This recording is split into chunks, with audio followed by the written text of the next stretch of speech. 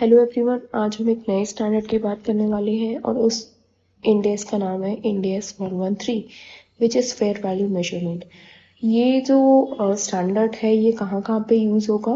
ये बहुत सारे स्टैंडर्ड में यूज़ होता है। हर उस स्टैंडर्ड में जहाँ पे भी बोला गया है कि फेयर वैल्यू मेजर करना है वहाँ पे यूज़ होता है।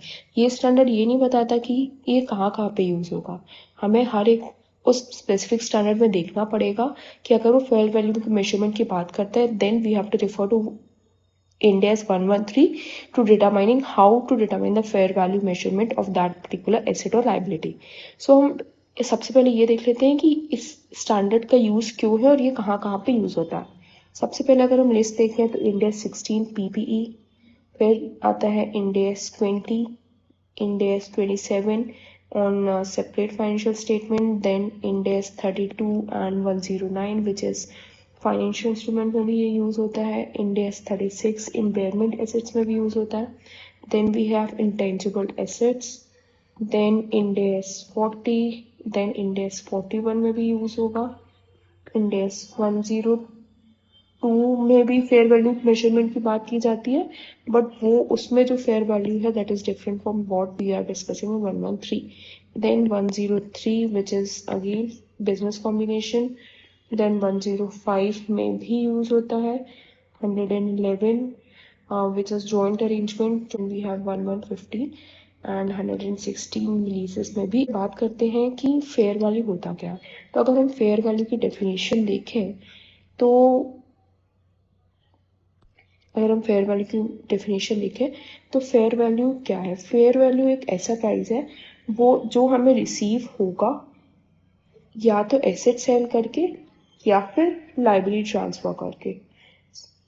सो या तो एसेट की फेयर वैल्यू हम निकाल रहे हैं या तो लाइबिलिटी की। तो अगर इनकेस एसेट की निकाल रहे हैं तो जो भी अमाउंट हमें रिसीव होगा, या तो फिर इनकेस अगर हम लाइबिलिटी की निकाल रहे हैं तो उस लाइबिलिटी को ट्रांसफर करने में जो भी हमें पैसा देना पड़ेगा इन एन ऑर्डरली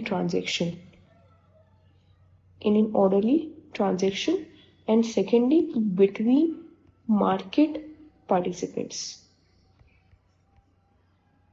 ये जो दोनों टर्म हैं ये बहुत ही ज़्यादा इम्पोर्टेंट रोल प्ले करते हैं, क्योंकि अगर ये दोनों कंडीशंस का हम ध्यान नहीं रखेंगे तो then in case it might be possible that हम जो वैल्यू निकाल रहे हैं वो फेयर वैल्यू ना हो। तो अगर हम बात करते हैं कि ऑर्डरली ट्रांजेक्शन का मतलब क्या, ऑर्डरली ट्रांजेक्शन मतलब वो जो ट्रांजेक्शन होना चाहिए वो कोअर्जन से नहीं होना चाहिए, वो एक फेयर ट्रांजेक्शन होना चाहिए, एग्जीक्यूटेबल होना चाहिए, और उसमें जो भी सारे कॉन्ट्रैक्ट की जो वैलिडिटी, मतलब जो जब हमने कॉन्ट्रैक्ट पढ़ा था तो उसमें हमने कंडीशंस पढ़ी थी कि एक कॉन्ट्रैक्ट होने में क्या क्या चीज़ें होनी चाहिए। तो वो सारी चीज़ें इस ऑर्डरली ट्रांजेक्शन में हम अप्लाई कर सकते हैं कि वो ट्रांजेक्शन विदाउट कोएर्शन होना चाहिए, कोई भी फोर्स नहीं होना चाहिए, एक नॉर्मल ट्रांजेक्शन जैसा होता है वैसा होना चाहिए। उसके बाद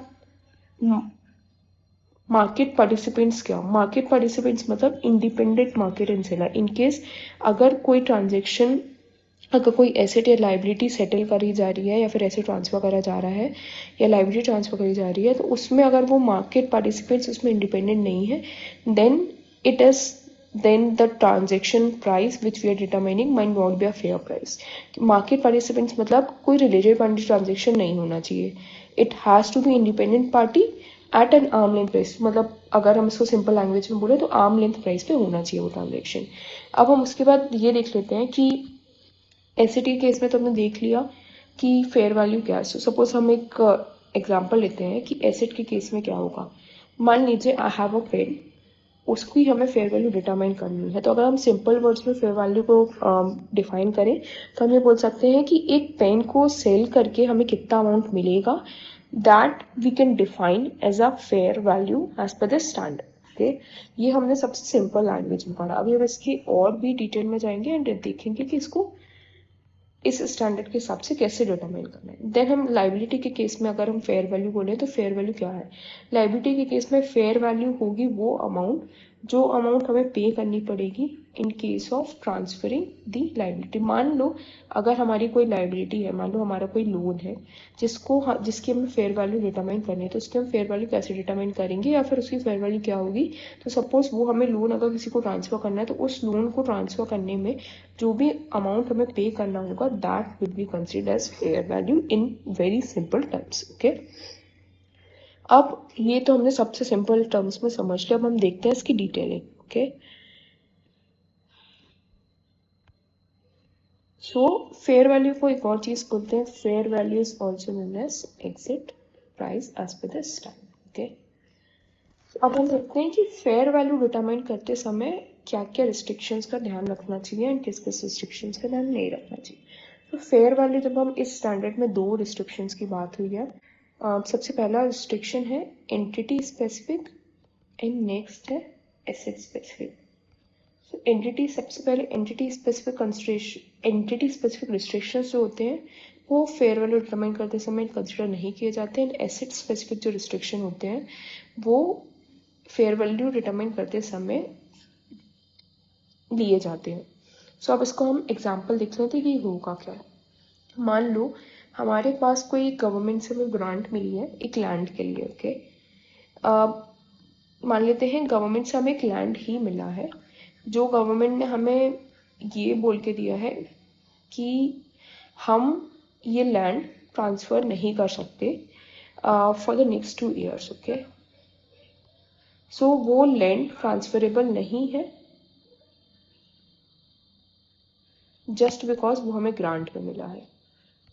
so it is an entity specific restriction, मतलब गवर्नमेंट ने हमें जब वो ग्रांट दी तब हमें ये बोला कि तुम ये लैंड 2 साल तक ट्रांसफ़र नहीं कर सकते, तो ये एंटी स्पेसिफिक रिस्ट्रिक्शन है। तो इसका जो भी, इसके कारण जो भी हमारी फेयर वैल्यू में चेंजेस आएगा that will not be considered in determining the fair value. Now suppose हम एक और एग्जांपल लिखते हैं। मान लो कोई लैंड है जिसपे गवर्नमेंट का रिस्ट्रिक्शन है कि it has to be only use for commercial purpose. So ये जो है, ये लैंड अगर कोई भी यूज़ करे, ये हमारे ऊपर रिस्ट्रिक्शन नहीं है, अगर कोई भी पार्टी ए, पार्टी बी, पार्टी सी कोई भी इसको यूज़ करता है तो गवर्नमेंट ने बोला कि it has to be only use for commercial purpose. So ये एसेट रिलेटेड रिस्ट्रिक्शन हो गया। इन दैट केस इस एसेट स्पेसिफिक रिस्ट्रिक्शन जो भी होगा उसके कारण इस फेयर वैल्यू में जो भी चेंजेस आएंगे that will be considered in determining the fair value. Okay, so ये हमारा दो टाइप के रिस्ट्रिक्शन हो गए, एक एंटिटी स्पेसिफिक और एक एसेट स्पेसिफिक। नाउ अब हम इसके बाद देखते हैं कि मार्केट कैसा होना चाहिए। ओके, अगर मानो अगर जैसे हमारे पास कोई एसेट है या फिर लाइबिलिटी है, उसकी फेयर वैल्यू डिटरमाइन करने के लिए हमें प्राइस चाहिए होगा, राइट। तो अब हमें प्राइस कहाँ का चाहिए होगा, प्राइस कहाँ पे हमें जाके देखना पड़ेगा कि क्या प्राइस लेना है। तो अब हमारे पास दो ऑप्शन है, first preference is always first preference and second preference. So first preference हमारी क्या होगी, first preference will be always principal market and second preference will be most advantages market. Principal market क्या, प्रिंसिपल मार्केट मतलब एक ऐसा market जहाँ पे highest volume trade हो रही हो। मान लो हमारे पास दो मार्केट हैं ए एंड बी, ए में 750 वॉल्यूम ट्रेड हो रहा है, बी में 500 वॉल्यूम ट्रेड हो रहा है। तो इन मान लो यहाँ पे हमें ट्रांजेक्शन प्राइस मिल रहा है 100, यहाँ पे मिल रहा है 1500। तो इन दिस केस सिंस यहाँ पे वॉल्यूम ज़्यादा है, A will be the principal market. और इन सेकेंड केस मानो अगर हमारे पास प्रिंसिपल मार्केट अवेलेबल नहीं है या फिर हम डिटरमाइन नहीं कर पा रहे कि प्रिंसिपल मार्केट कौन सा है, then in that case we will go for most advantages market. अब ये डिटरमाइन कैसे करना है ये हम देखते हैं। मोस्ट एडवांटेजेस मार्केट को सिंपल टर्म्स में डिफाइन करें तो मोस्ट एडवांटेजेस मार्केट मतलब जहाँ पे अपन को सबसे ज़्यादा फायदा हो रहा है। अब सबसे ज़्यादा फायदा कहाँ पे हो रहा है ये हमें चेक करना पड़ेगा।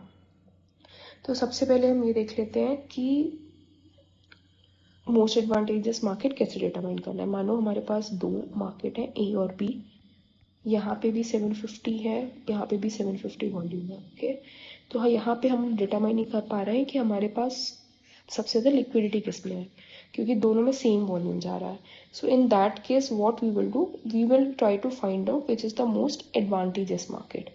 इन दैट केस क्या होगा, हम देखेंगे कि यहाँ पे प्राइस कितना मिल रहा है, मानो यहाँ पे 100,000 और यहाँ पे 1500, ठीक है। उसके बाद हमें एक स्टेप अहेड जाना पड़ेगा, उसमें हमें दो चीज़ें रिड्यूस करनी पड़ेगी, that is transportation cost and that is transaction cost. मानो यहाँ पे 50 है, यहाँ पे 100 है, यहाँ पे 50 है एंड यहाँ पे 150 है। सो ये सारी चीज़ें रिड्यूस करेंगे हम। मानो 1000 माइनस 100 दैट इज 900 एंड यहाँ पे 250। सो 1280। इन दिस केस हमारा मोस्ट एडवांटेजेस मार्केट जहाँ पे हमें सबसे ज़्यादा पैसा मिल रहा है वो 1250 हो गया। अब हमें क्या करना पड़ेगा, सिंस हमारा बी मार्केट सबसे मोस्ट एडवांटेजेस मार्केट है, तो उसको उसके हिसाब से हम फेयर वैल्यू निकालेंगे। तो फेयर वैल्यू हमारी क्या होगी, fair value equals to 1500 price minus transportation cost of 100 minus 100। तो हमारी fair value in principal in most advantages market will be 1400। So इस एग्जांपल में हमारी 1400 आ गई फेयर वैल्यू। अब यहाँ पे हमें एक डाउट ये हो सकता है कि यहाँ पे हमने जब 150 माइनस किया एज ट्रांजेक्शन कॉस्ट, तो वो वहाँ पे क्यों रिड्यूस नहीं हुई। सो हमें ये ध्यान रखना पड़ेगा कि जब हम प्रिंसिपल मार्केट लेते हैं तो प्रिंसिपल मार्केट में हमें fair value minus transport cost लेनी पड़ती है, और जब हम मोस्ट एडवांटेजेस मार्केट लेते हैं तो उसमें हमें सबसे पहले डिटरमाइन करना पड़ता है कि मोस्ट एडवांटेजेस मार्केट कौन सा है। डिटरमाइन करने के लिए हमें दो चीज़ रिड्यूस करनी पड़ेगी, transaction cost and transport cost. अब ये रिड्यूस करने के बाद जहाँ पे भी अमाउंट मैक्सिमम आएगी वो हमारा एम हो गया, और वंस हमारा एम डिटरमाइन हो गया उसके बाद हम डिटरमाइन करेंगे फेयर वैल्यू। तो fair value equals to price जो भी हमारा है रियलाइज हो रहा है माइनस ट्रांसपोर्टेशन कॉस्ट, जो भी हमारी वैल्यू आएगी that will be fair value from M. हमें ध्यान रखना होगा कि ट्रांसपोर्टेशन कॉस्ट बस रिड्यूस होता है and transaction cost is reduce only to determine M and transaction cost का एम डिटरमाइन करने से ज़्यादा कोई रेलेवेंस नहीं होता। फेयर वैल्यू और ओके,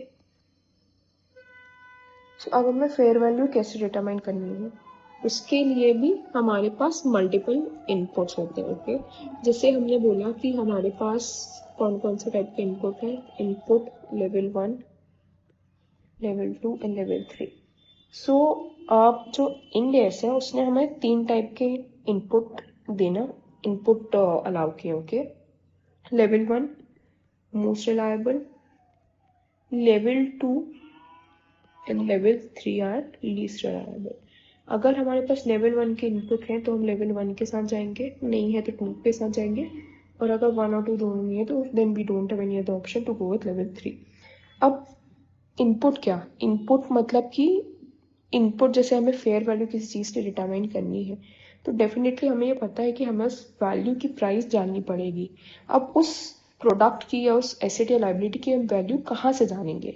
सो या तो हमें वो मार्केट में रजिस्टर्ड होगा, मार्केट में वो मानो हम एक शेयर की बात करते हैं तो शेयर अगर लिस्टेड है तो वो हमारा लेवल 1 इनपुट हो जाएगा, क्योंकि वो ऑलरेडी रजिस्टर्ड है तो उसके लिए हमें कुछ करना ही नहीं है, वो तो ऑलरेडी लिस्टेड है तो उसका सिर्फ एक ही प्राइस होगा, तो वो लेवल 1 इनपुट हो गया।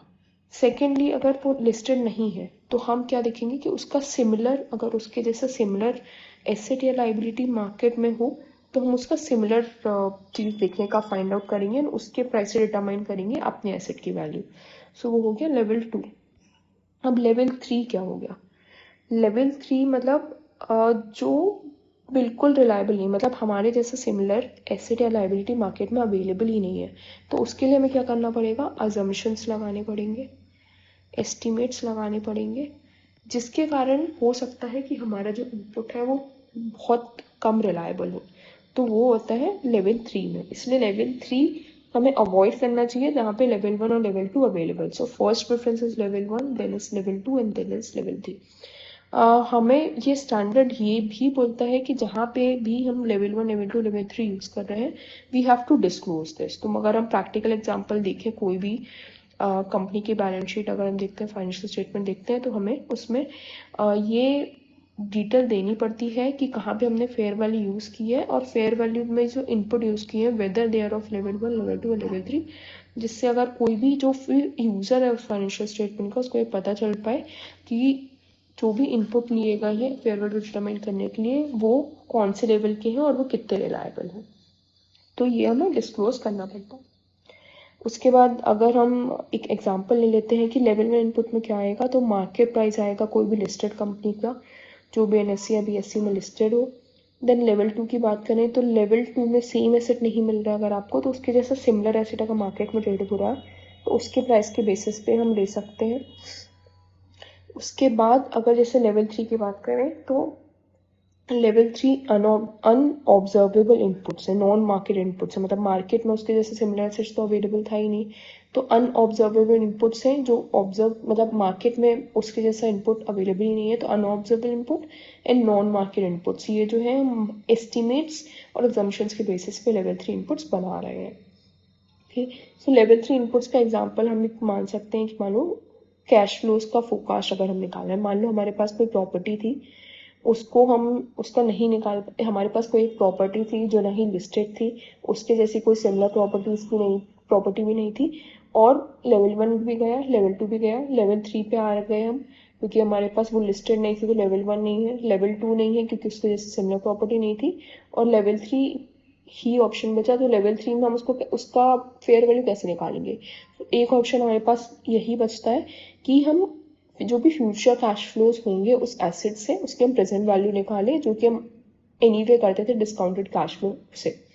सो लेवल 3 इनपुट्स उसका एक एग्जांपल हो गया। अब हम वैल्यूएशन टेक्निक पे आ जाते हैं।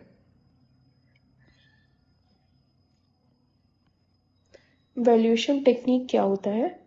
Valuation technique is a method used to determine the value of asset or a liability. Okay, technique spelling वो देख लेना। ओके, सो अगर इसकी एक डेफिनेशन अगर हम बताएं तो valuation technique refers to method used to determine the fair value of assets or liability.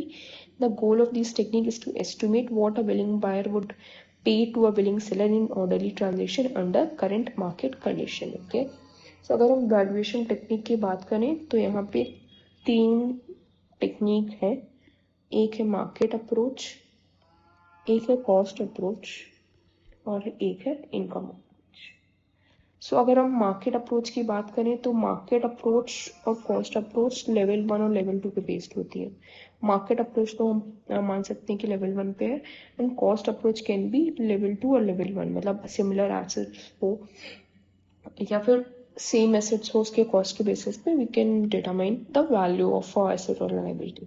लेकिन जो इनकम अप्रोच है that is purely based on level 3 inputs, मतलब कैश फ्लो जैसे इनपुट्स पे बेस्ड होती है। ओके, सो अगर हम मार्केट अप्रोच की बात करें तो हम मार्केट अप्रोच में सबसे पहले जो भी मेथड रहती है that is comparable companies method. ये हमें कैसे निकालते हैं, इसका अगर हम देखें एक्चुअली हमें कैसे निकालना है, तो price value and EBITDA. EBITDA मतलब earnings before interest tax depreciation and amortization. So अगर हम इसका फॉर्मूला देखें तो EV by EBITDA multiple of industry, उसके बाद एबिटा ऑफ पर्टिकुलर कंपनी, मतलब जिसका हम निकालना चाह रहे हैं, इन दोनों को हम ए इंटू बी कर देंगे। ओके, तो इससे हमारे कंपनी की एंटरप्राइज वैल्यू आ जाएगी जिसका हम निकालना चाह रहे हैं, प्लस हम करेंगे cash and cash equivalent. Cash and cash equivalent क्यों ऐड करेंगे, क्योंकि हम इबिटा से निकाल रहे हैं, तो उसमें कैश एंड कैश इक्विवेलेंट उस पर्टिकुलर कंपनी जिसका हम वैल्यू निकालना चाह रहे हैं वो तो होगा ही नहीं, तो हम उसमें cash and cash equivalent add करेंगे, माइनस हम डेब्ट माइनस करेंगे, क्योंकि उस कंपनी की जब हम फेयर वैल्यू निकाल रहे हैं तो डेब्ट हमें रिड्यूस करना पड़ेगा, क्योंकि डेब्ट वैल्यू को रिड्यूस करेगा। ओके, यहाँ पे हमें एक वैल्यू फाइंड आउट होगी, टोटल वैल्यू। इसमें से हम कुछ liquidity factor discount liquidity discount minus करेंगे। लिक्विडिटी डिस्काउंट क्या होता है वो हम थोड़ा समझेंगे। इसके बाद हमारे पास जो फाइनल इक्विटी वैल्यू आएगी उस कंपनी की, ओके। इक्विटी वैल्यू मतलब उस कंपनी का मार्केट शेयर कैपिटल बोल सकते हैं, ओके। ये उस कंपनी का शेयर कैपिटल आ गया, divide by number of share will give us the value share. So suppose ये हम मान लो निकाल रहे हैं कोई पर्टिकुलर कंपनी के शेयर के लिए जो लिस्टेड नहीं है। लिस्टेड क्यों नहीं है? क्योंकि मतलब कंपनी अभी लिस्टेड ही नहीं है मान लो, तो हम उसका वैल्यूएशन कैसे करेंगे उस कंपनी के शेयर की। कंपनी लिस्टेड नहीं है तो मार्केट मतलब लेवल 1 इनपुट था ही नहीं, लेवल 2 इनपुट सिमिलर कंपनी के बेसिस पर निकालने की कोशिश कर रहे हैं। Comparable cost, comparable companies method, okay. So सबसे पहले हमने क्या किया, EBT by enterprise value divided by EBITDA of industry हमने लिया, उसको मल्टीप्लाई किया उस पर्टिकुलर कंपनी के एबिटा से। ये तो हमारे पास ऑलरेडी होगा, जो कंपनी का हम निकालना चाह रहे हैं उसका एबिटा भी हमारे पास ऑलरेडी होगा। तो ये दोनों को मल्टीप्लाई करेंगे तो enterprise value of that particular company आ गया। उसमें हम एक चीज़ ऐड करेंगे, cash and cash equivalent minus करेंगे डेट, तो हमारे पास जो वैल्यू आएगी उसमें से हम कुछ लिक्विडिटी डिस्काउंट माइनस करेंगे। अब लिक्विडिटी डिस्काउंट क्या होता है? लिक्विडिटी डिस्काउंट एक तरीके का रिस्क फैक्टर होता है जो हम अपनी मतलब एक तरीके से रिस्क रिड्यूस कर रहे हैं अपनी कंपनी का। मतलब अगर हम कंपनी को सेल आउट करेंगे तो हमारे पास कितना परसेंट अमाउंट हमें कम मिल सकता है in case we are going to sell that in the market. And other thing which we are going to reduce is non-controlling interest. Non-controlling interest मतलब अगर कोई कंपनी का non-controlling interest हमारे पास है उस केस में भी हम परसेंटेज रिड्यूस कर सकते हैं उसको डिस्काउंट मान के। क्योंकि जब हम मार्केट में अगर हम बात करते हैं लिक्विडिटी डिस्काउंट की, तो मार्केट में अगर हम कोई चीज़ सेल करने जाते हैं और अगर हमें अभी उसको सेल करना है तो हो सकता है मे बी हमें अमाउंट उसकी कम मिले, तो उसके कारण हम लिक्विडिटी परसेंटेज माइनस करेंगे मार्केट डिस्काउंट और नॉन कंट्रोलिंग इंटरेस्ट डिस्काउंट, ये दोनों चीज़ हम माइनस करेंगे। उसके बाद जो वैल्यू आएगी that will B total capital of that company. उसमें से हम मानो नंबर ऑफ शेयर्स डिवाइड कर देंगे, that will give us a value of share, that is fair value of that share, okay. मान लीजिए हमारे पास ये सारी डिटेल्स नहीं है, हमारे पास दूसरी मेथड होती है price earning ratio method, PE ratio, okay. So इसमें हम जो बेस लेते हैं वो इंडस्ट्री का पीई लेते हैं, okay. So PE ratio of industry into company earnings, okay. यहाँ पे जो हम कंपनी अर्निंग्स की बात कर रहे हैं वो कर रहे हैं ईपीएस की, प्रॉफिट आफ्टर टैक्स के बाद जो हम ईपीएस निकालते हैं उसकी बात कर रहे हैं। ये दोनों को हम अगर मल्टीप्लाई करेंगे तो हमारे पास एंटरप्राइज वैल्यू आ जाएगी उस पर्टिकुलर कंपनी की। उसमें से भी हम लिक्विडिटी डिस्काउंट माइनस करेंगे, minus non controlling interest minus करेंगे, जो फाइनल कैपिटल आएगा उसमें से हम वैल्यू ऑफ शेयर्स माइनस करेंगे, तो हमारे पास आ जाएगा value, fair value of share, okay. ये आ गया। ये हमारे पास दो तरीके हो गए। Now we will go to third method, that is net asset value. Net asset value is very easy, जो हम पहले शुरुआत से करते आए हैं, fair value of assets minus fair value of all liabilities, that will give us the equity value। मतलब एक तरीके से asset equals to liabilities plus capital हम कर रहे थे, तो यहाँ पे हमें एसेट्स माइनस लाइबिलिटीज करेंगे तो हमारे पास टोटल कैपिटल आ जाएगा।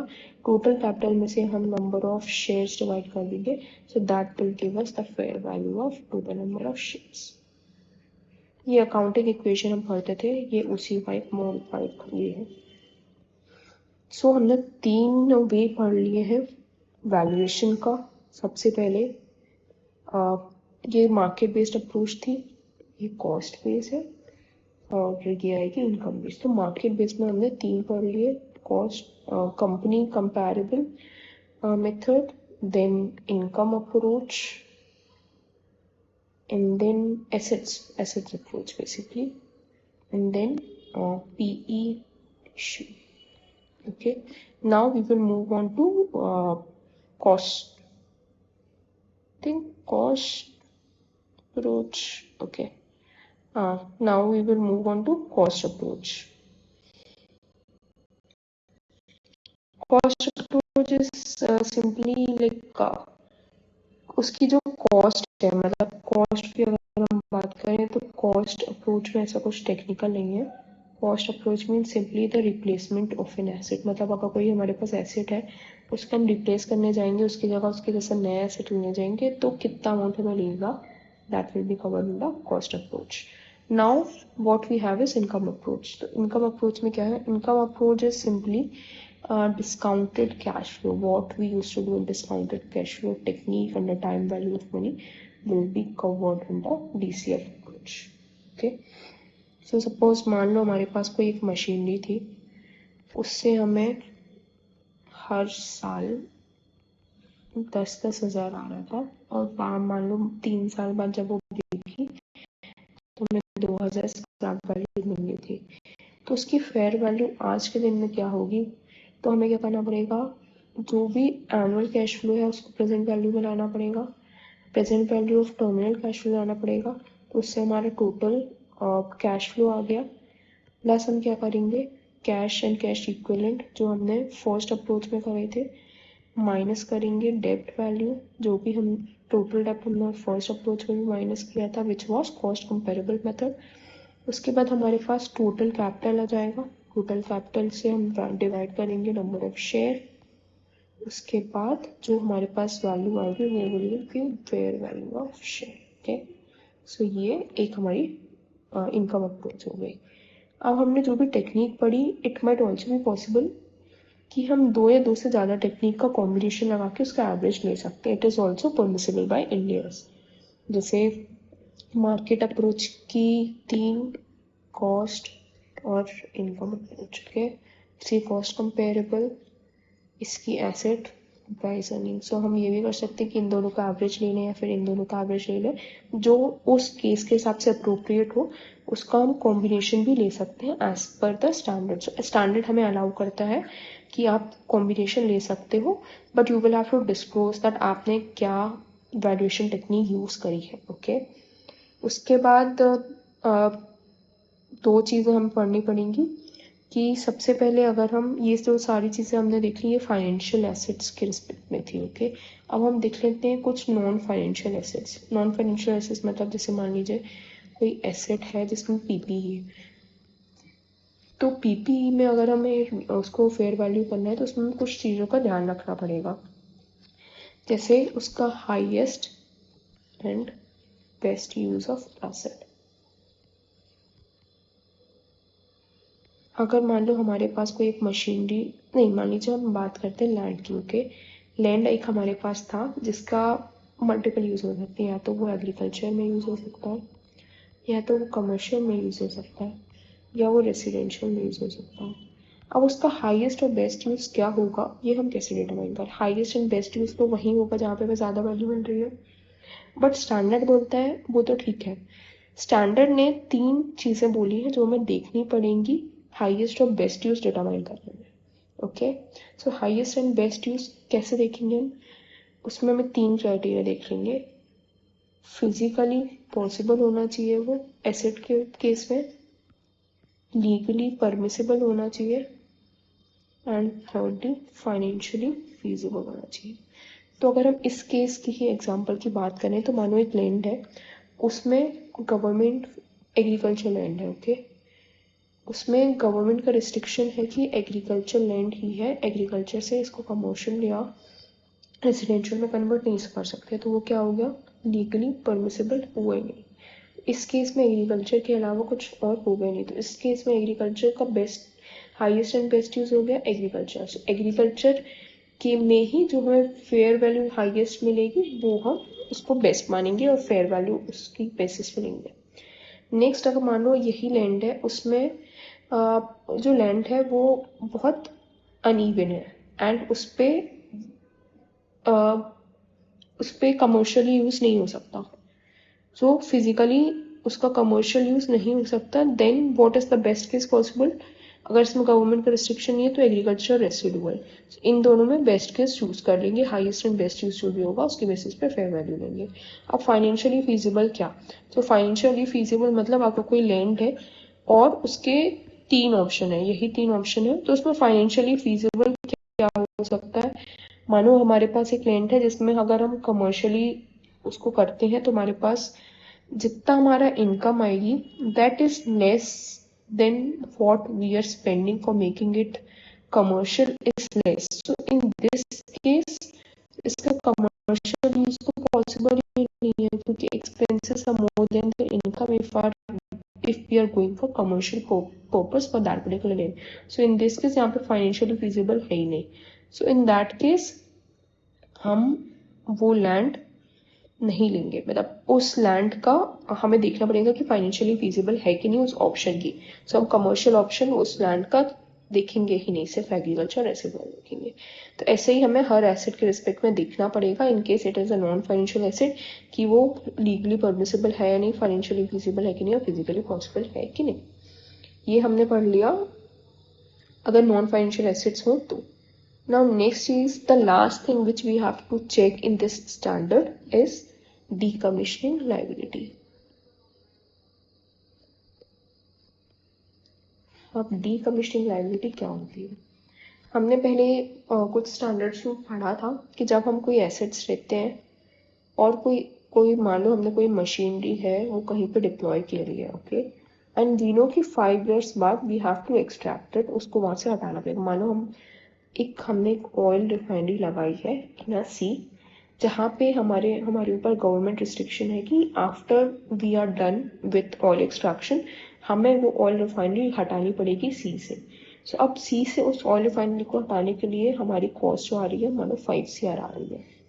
सो हमें पता है कि जब हमें ये 5 years बाद ही हटानी पड़ेगी तो ये इसको हटाने में हमारी लाइबिलिटी आएगी 5 CR की। 5 CR मतलब 5 CR क्या कॉस्ट है, लेबर कॉस्ट है। तो ये स्टैंडर्ड जो है ये हमें ये बताता है कि डीकमीशनिंग लाइबिलिटी को फेयर वैल्यू कैसे करना है। सो इसी केस में हमें क्या क्या फेयर वैल्यू निकलने क्या क्या ऐड करना पड़ेगा, एक्सपेक्टेड लेबर कॉस्ट जो ऑयल रिफाइनरी को हटाने के लिए लगानी पड़ेगी। सेकेंडली एक्सपेक्टेड ओवरहेड कॉस्ट, मानो वो हमने निकाल ली, लेबर कॉस्ट तो ठीक है, उसके बाद सी से शोर तक लाने के लिए भी हमारी में भी कुछ कॉस्ट लगेगी, मानो 1 CR, वो भी हमें ऐड करनी पड़ेगी। ये हमारा टोटल हो गया 5 + 1 6 CR हो गया। उसके बाद जो गवर्नमेंट जो लेबर कॉस्ट होगी और ओवरहेड कॉस्ट होगी, ये तो सिर्फ कॉस्ट हमने ली है, लेबर और ओवरहेड जो है वो हमसे फ्री में थोड़ी काम करेंगे, they will charge some kind of profit, right. So हम यहाँ पर प्रॉफिट मार्कअप मान लेते हैं 5%, सो 0.3 करो 5%, ओके।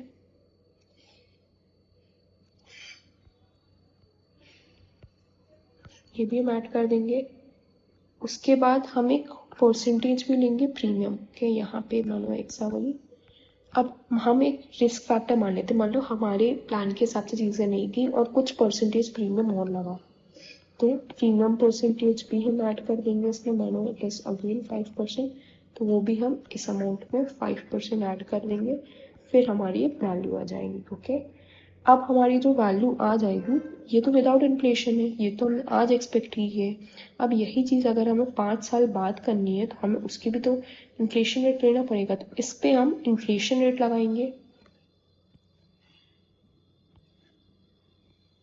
प्लस इन्फ्लेशन रेट, मानो मैंने 5% लगा दिया। अब हमारे पास जो वैल्यू आएगी वो आएगी कि हमें 5 साल बाद कितना पैसा देना है, कितना देना पड़ेगा, कितना कॉस्ट आएगी हमें।